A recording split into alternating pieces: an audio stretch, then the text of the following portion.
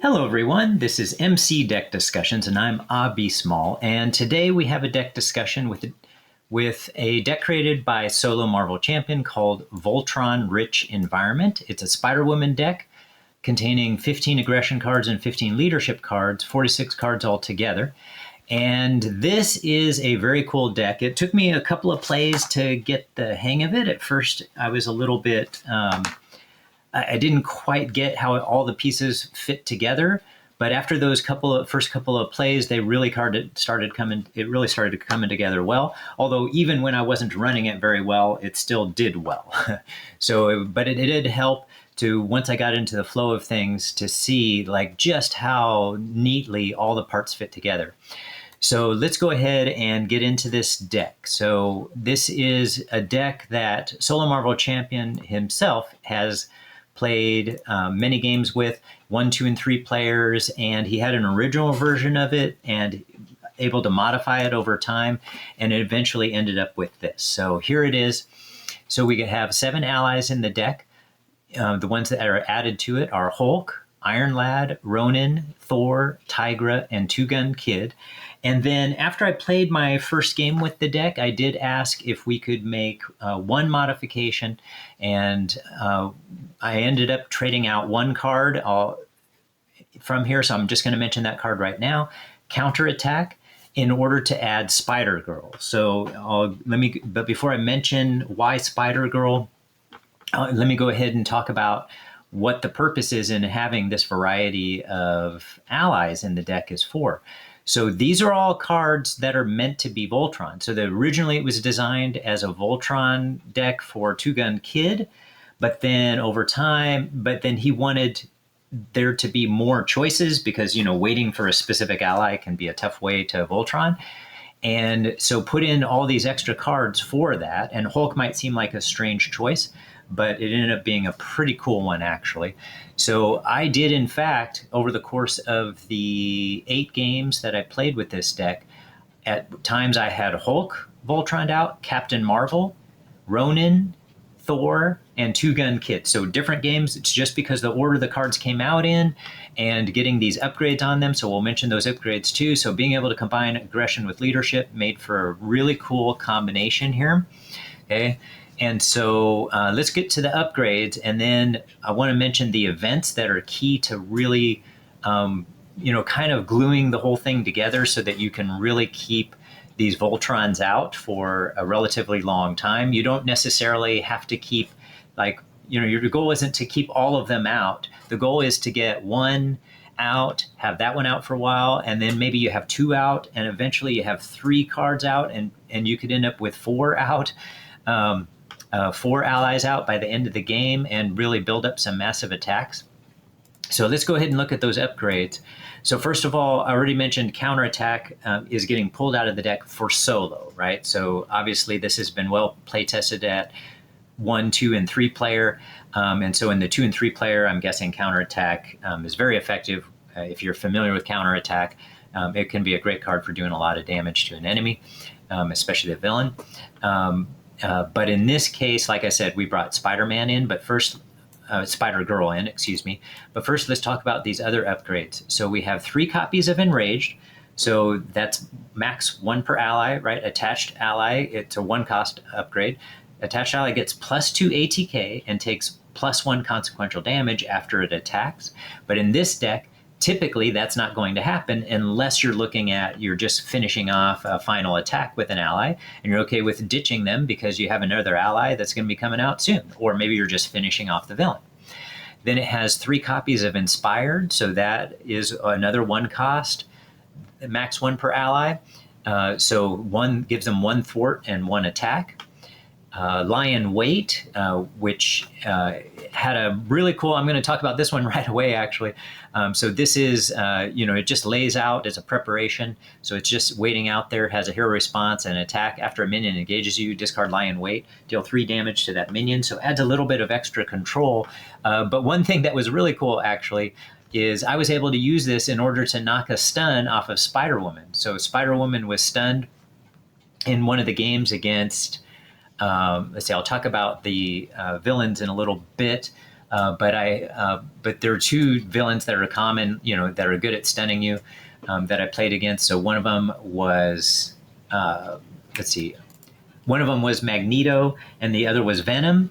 And so I'm pretty sure it was in the Venom game where I was stunned, and I had Lion Weight out, and then a minion came out, and the attack, this card triggered it as an attack, and the attack didn't actually happen, and instead it got rid of my stun, and then I was able to just play my own round normally. When I came out, didn't have to worry about the stun. So that was actually I've never experienced that before. So not only can it, add to a little bit of minion control out in your deck, but also a clever way of getting rid of a stun that I had didn't think of until it actually happened.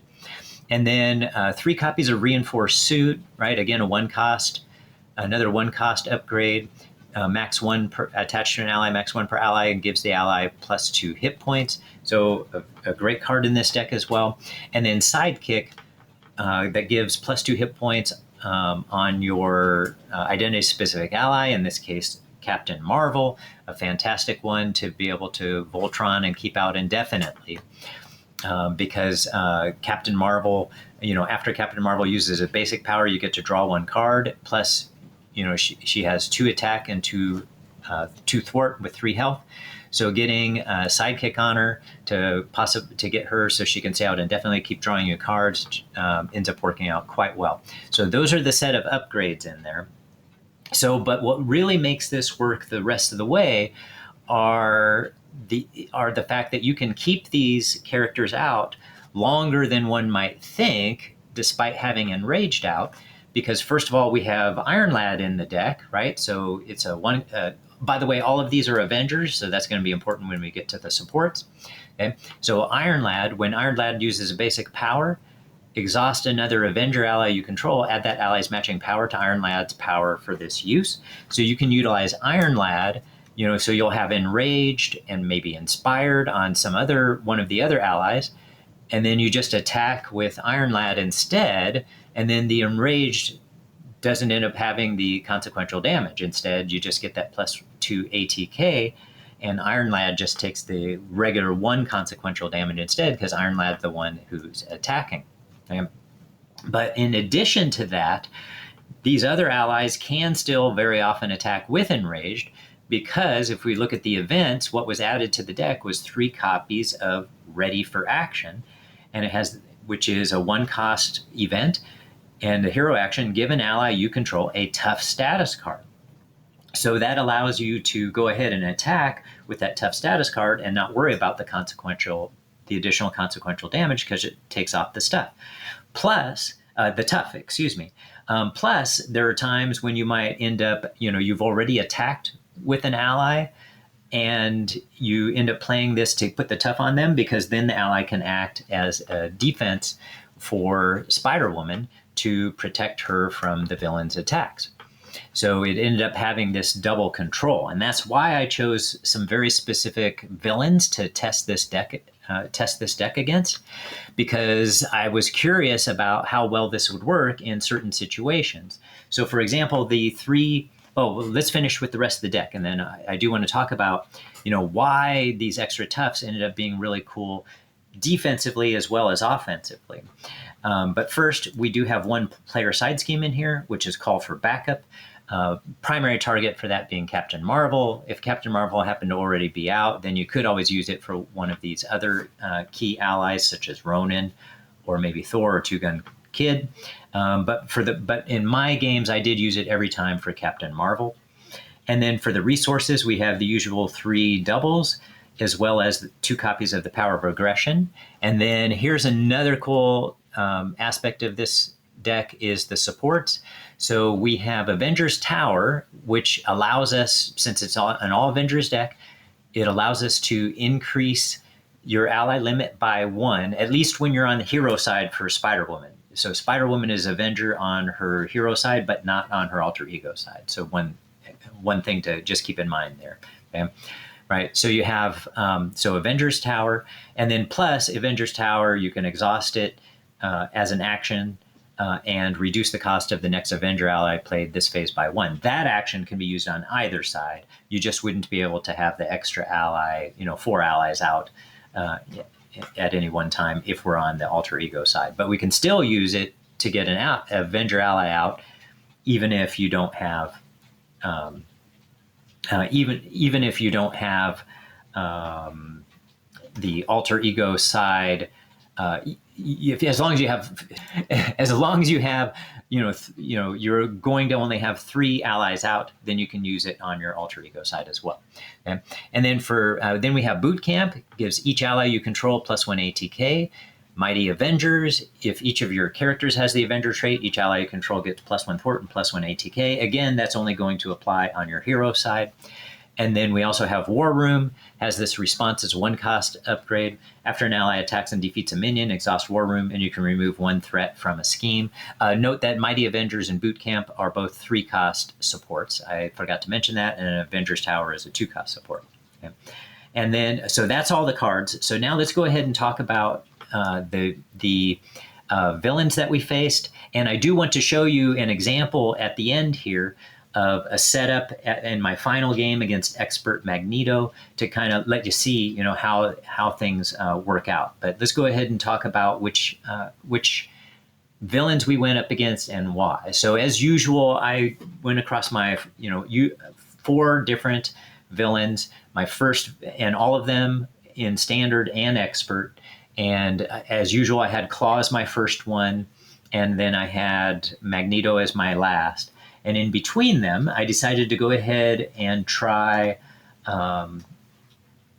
2 others in the middle. I already mentioned one of those, which was Venom. And then the other one was Sandman. And I only really chose Sandman because it just had been so long since I played against Sandman. I was just kind of curious about how it worked.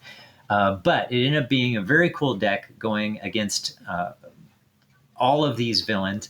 But I wanted to mention especially against Venom. So Venom ends up having a lot of times when he can get overkill. So he could blast right through your allies. But if you have a tough status, you don't have to worry about that because you'll go ahead and stop it. And so Spider-Woman herself already has contaminant immunity in her deck. So it's a 2-cost superpower event. And it heals 3 damage from Spider-Woman and give her a tough status card. So you already have 2 copies of that to help to make it so that it'll stop any kind of overkill damage. And then in addition, if you have put, like I mentioned before, ready for action, and you put a tough status on one of your allies, you can then prepare your allies in order to prevent those overkills from getting to your hero as well. And that's especially important against Venom because when you attack Venom with any of your cards, you end up getting a boost card on your hero, and then that boost card transfers over to Venom once Venom is going to, is activating on his side. When he's going to attack or thwart, he gets those boost cards. So if you attack a bunch of times, and this deck is meant to be attacking a lot, you could get a whole bunch of boost cards. So as long as you prepare ahead of time against Venom, then you can make sure you're ready for that, and you can attack all you want. So I had times when I would have 3, 4, or even 5 boost cards out, and all of that would get absorbed by 1 tough status, either on Spider-Woman or on the allies. So, but you want to kind of measure that. So there are times when I avoided attacking because I didn't want the boost cards coming out because of the risk. But other times when I would purposefully go, hey, let's go ahead and attack a bunch because I know I'm going to have the ability to stop that attack with all those boost cards, extra boost cards, because I have a tough status out. So you could be able to do your attacks, put this tough status on one of your allies afterwards, and so that you could then have that tough status ready when you're on defense. And then going up against Magneto, I think this deck actually dominated Magneto more. I had to be a lot more cautious when I was playing against Venom, but when I played against Magneto, both in Standard and Expert, the deck handled him very well for a combination of things. So first of all, you didn't have to worry about overkills or anything, but you could still utilize tough statuses. Most of the time it was enough to utilize tough statuses just on Spider-Woman using her contaminant immunity. But also, being able to use pheromones in place so you can stun and confuse an enemy. So once you got rid of the side schemes that start off in play, or the original side scheme and a second one that pops up, eventually you get rid of all those side schemes, then Magneto becomes vulnerable to being stunned and confused. And so being able to play pheromones regularly to keep that under control, and plus having the tough status too, so that we could keep that deal with that as well. And then when you have these allies out who are staying out regularly, they can take care of the many minions that can show up in the deck. And then in addition, when you're playing against Magneto, you expect that very often you're going to get stunned or confused as you defeat his minions. And so you have the ability to ready, if you happen to have, let's see, which card is that readies you? Self-propelled glide. There it is, right? So there are 3 copies of this in her deck. And so you can ready Spider-Woman, and then she gains aerial to the end of the round, which you don't really care about in this case. But readying her, so that can help you to get rid of those stuns or confuses by just readying her. So that makes it really effective there. And then, but a lot of times I wouldn't necessarily use that. I would just go ahead and attack or thwart, get rid of that stun or confuse, so that I could be able to use Venom Blast to attack with. And I was relying more on the allies to get rid of things. I wasn't, in this deck, didn't rely as much on Spider-Woman building up her, big attacks and thwarts. Here and there, maybe I did that a little bit, but really it was focused on the allies, and they were the ones doing the heavy lifting in this deck. All right, so with all that said, let me go ahead and show you this final turn. So I had already defeated expert Magneto in this game, and but the nice thing is you can, if you're using, here, let me go ahead and show you this. Oh, before I do that, I totally forgot I was going to tell you the purpose of Spider-Girl. So Spider-Girl is not meant to be an additional one who's being Voltroned. Instead, Spider-Girl is meant to help control, like if you're getting a bunch of minions out and you don't have your allies set up yet, Spider-Girl can be able to be put into play, and after you play Spider-Girl from your hand, stun and confuse a minion. And so, and that worked very effectively. In addition, she's cheap, so like a 2-cost ally, right? So you can use her to defend with as well when you need that extra defense. Okay, so she ended up being very effective for that exact purpose, and was what was added to the deck. Okay, and I wasn't sure if I really talked about Hulk. Let me go back to that just in case. Yeah, I think I started to mention Hulk, but didn't necessarily finish. So when Iron Lad is out into play, then Hulk, you don't have to attack with Hulk. So Hulk has the 3 attack, and if Hulk is buffed out with one of these upgrades, then Iron Lad does the attack and only takes 1 damage, and you don't have to risk Hulk discarding a card and ruining your whole setup. Okay, but I did, like in a couple of games, I did actually finish the game with a final attack with Hulk, because then there was no risk, and Hulk could just go ahead and do his 3, 4, or 5 attack, whatever you might have set up with some upgrades, and finish off the villain. So I did have a couple of times where that occurred, and then there was no risk because it was the last attack. But also, you do have the ability when you're in Spider-Woman's alter ego side to be able to look at the villain's deck. And then that way, when you discard, you could look at your deck in this case. And then that way, when you discard a card, you actually already know what's happening and know whether or not you would want to attack with Hulk. For the most part, I don't think I ever ended up using that ability for Hulk, because I pretty much just kept Hulk out. I used Hulk on defense quite a bit. Those 5 hit points were able to absorb enemy attacks really nicely. So I used Hulk that way as well, in addition to being able to use with Iron Lad, or like I said, finishing off at the end of the game. Okay. All right. And then, just in case anybody's not familiar with some of the other heroes, allies, real quickly. So Ronan has a 2 attack and 1 thwart and 3 health, but Ronan gets +1 thwart and +1 attack when an upgrade is attached to them. So immediately has 3 attack and 2 thwart instead, just with any upgrade at all attached. And then Thor comes out with a tough status. So when Thor attacks a minion engaged with the player, you can spend an energy resource and resolve this attack against each minion engaged with that player. So one of the cool things is, I was able to utilize this. So there was one game where Thor was one of my main allies that was out and attacking, and so I utilized. Boy, I'm glad I'm coming back to this. I forgot to mention some of these things. So so the finesse upgrade. So it has a hero response, exhaust, finesse, generate a wild resource for an aspect card. So when you attack with Thor, he is an aspect card. So you can spend one of those wild resources to use as an energy resource and resolve the attack against each minion engaged with that player. So I was able to use that once or twice.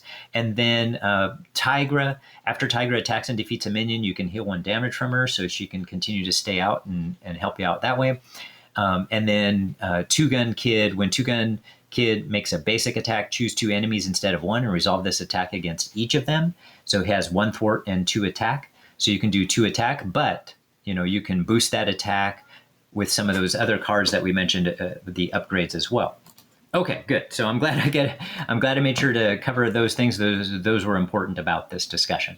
So now let's head over to the gameplay with Magneto. Okay, so what I was saying was that I have already defeated Magneto, but the cool thing about dragon cards, if you're utilizing this, is if you hit the left arrow key, you can back up the game back to as far as you want. So I backed up the game all the way to the beginning of this turn, so you could see, an example of, in this case, a final turn. We're clearly going to wipe out Magneto. He only has 12 hit points remaining. But I just wanted you to be able to see when you have, something set up, what kind of damage you could end up doing and the possibilities here. So we'll finish with this.